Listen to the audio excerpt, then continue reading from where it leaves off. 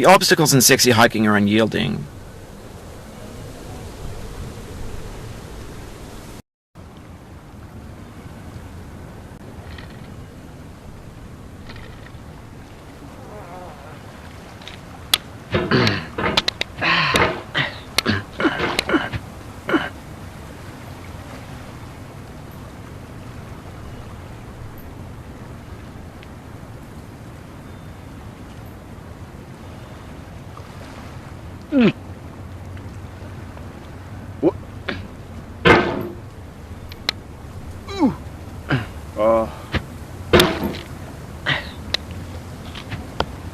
There's no feeling more intense than starting over. If you deleted your homework the day before it was due, as I have, or if you left your wallet at home and you have to go back after spending an hour in the commute. If you won some money at the casino and then put all your winnings on red but it came up black. If you got your best shirt dry cleaned before a wedding and then immediately dropped food on it. If you won an argument with a friend and then later discovered that they just returned to their original view. Starting over is harder than starting up. If you're not ready for that, like if you've already had a bad day, then what you're about to go through might be too much. Feel free to go away and come back. I'll be here. Alright, thanks for coming with me on this trip. I'll understand if you have to take a break at any point. Just find a safe place to stop and quit the game. And don't worry, I'll save your progress, always, even your mistakes. This game is a homage to a free game that came out in 2002, titled Sexy Hiking. The author of that game was Jazuo, a mysterious Czech designer who was known at the time as the father of B games. And B games are rough assemblages of found objects.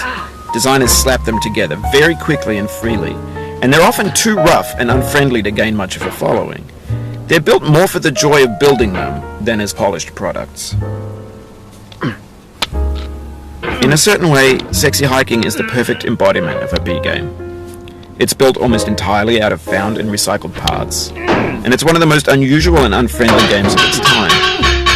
In it, your task is simply to drag yourself up a mountain with a hammer. And that act of climbing, in the digital world or in real life, has certain essential properties that give the game its flavor. No amount of forward progress is guaranteed.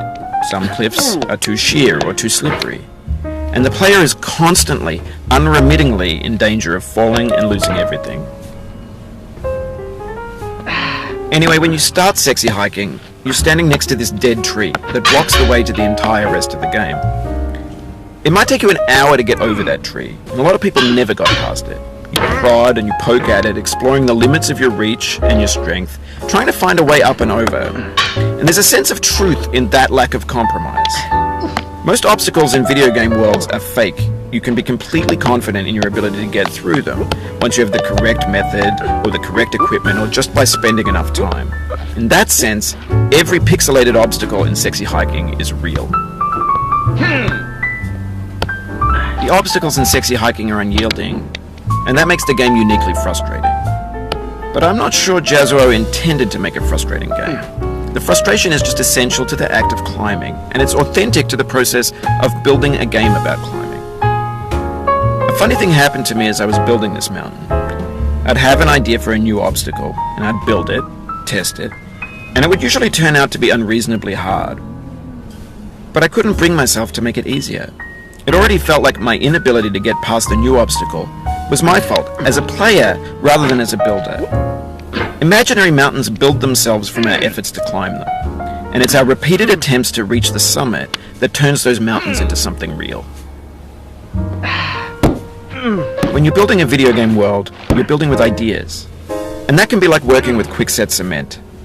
You mold your ideas into a certain shape that can be played with, and in the process of playing with them, they begin to harden and set until they're immutable, like rock. And at that point, you can't change the world. Not without breaking it into pieces and starting fresh with new ideas. For years now, people have been predicting that games would soon be made out of prefabricated objects, bought in a store and assembled into a world. And for the most part, that hasn't happened, because the objects in the stores are trash. I don't mean they look bad or that they're badly made, although a lot of them are. I mean they're trash in the way that food becomes trash as soon as you put it in the sink. Things are made to be consumed and used in a certain context, and once the moment is gone, they transform into garbage. In the context of technology, those moments pass by in seconds. Over time, we've poured more and more refuse into this vast digital landfill that we call the internet. It now vastly outnumbers and outweighs the things that are fresh and untainted and unused. When everything around us is cultural trash, trash becomes the new medium, the lingua franca of the digital age. And you can build culture out of trash, but only trash culture. B games, B movies, B music, B philosophy. Maybe this is what digital culture is. A monstrous mountain of trash, the ash heap of creativity's fountain. A landfill with everything we ever thought of in it. Grand, infinite, and unsorted. There's 3D models of breakfast, Gen X's fanfic novels, scan magazines, green screen Shia LaBeouf, banned snuff scenes on LiveLeak. Facebook's got lifelike bots with unbranded adverts and candid shots of Kanye and Taylor Swift mashups, car crash epic failed GIFs, Russian dashcam vids, discussions of McRibs, discarded, forgotten, unrecycled, muddled, rotten, untitled. Everything's fresh for about 6 seconds, until some newer thing beckons, and we hit refresh. And there's years of persevering, disappearing into the pile, out of style, out of sight. In this context, it's tempting to make friendly content that's gentle, that lets you churn through it but not earn it. Why make something demanding if it just gets piled up in the landfill, filed in with the bland things? When games were new, they wanted a lot from you. Daunting you, taunting you, resetting and delaying you. Players played stoically. Now everyone's turned off by that. They want to burn through it quickly. A quick fix for the fickle. Some tricks for the clicks of the feckless. But that's not you. You're an acrobat. You could swallow a baseball bat. Now I know, most likely you're watching this on YouTube or Twitch, while some dude with 10 million views does it for you. Like a baby bird being fed chewed up food. That's culture too. But on the off chance that you're playing this, what I'm saying is, trash is disposable, but maybe it doesn't have to be approachable. What's the feeling like? Are you stressed? I guess you don't hate it if you got this far. Feeling frustrated? It's underrated. An orange is sweet, juicy fruit locked inside a bitter peel. That's not how I feel about a challenge. I only want the bitterness. It's coffee. It's grapefruit. It's licorice. It feels like we're closer now. Composer and climber, designer and user. You could have refused, but you didn't. There was something in you that was hidden, that chose to continue. It means a lot to me that you've come this far, endured this much. Every wisecrack, every insensitivity, every setback you've forgiven me is a kingly gift that you've given me.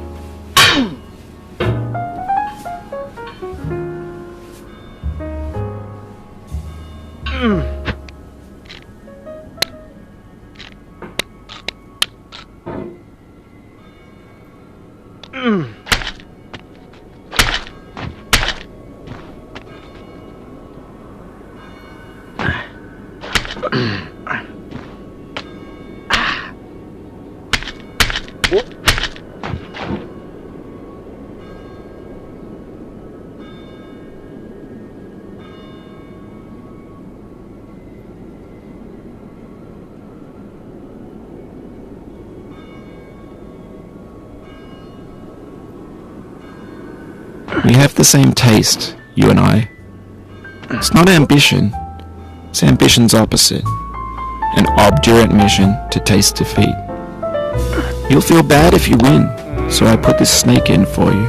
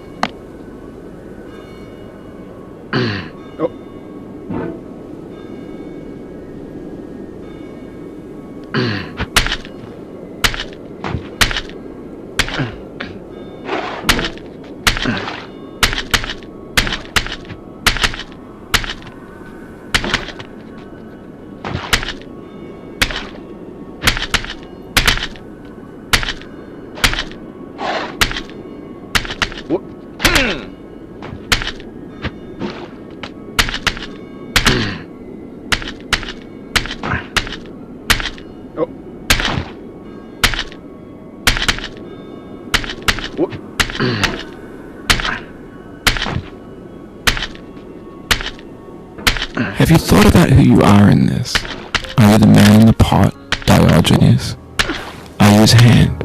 Are you the top of his hammer? I think not. Where your hand moves, the hammer may not follow. Nor the man, nor the man's hand. In this here is will, his intent, the embodied resolve in his uphill ascent.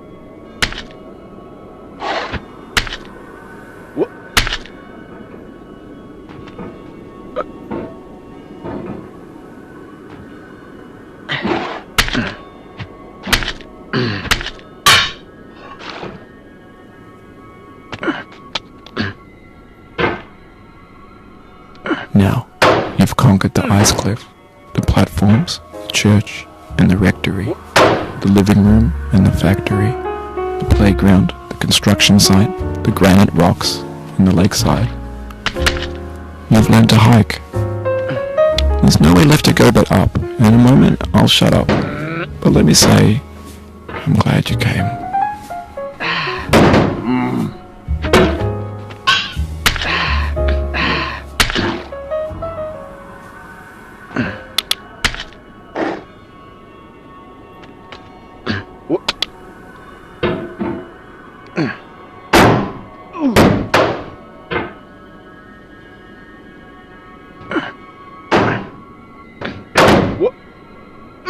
Oh, you just lost a lot of progress.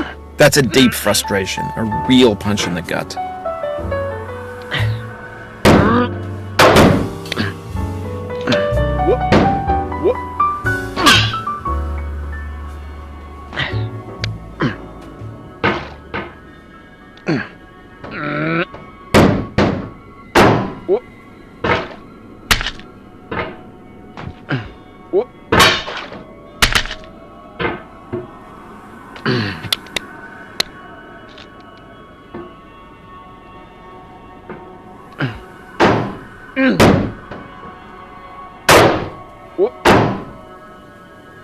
Oof, sorry about that.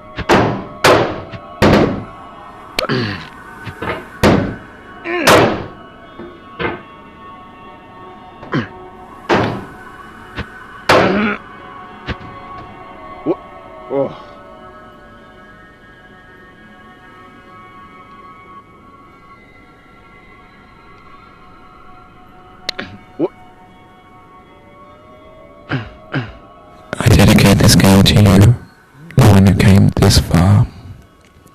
I give it to you with all my love.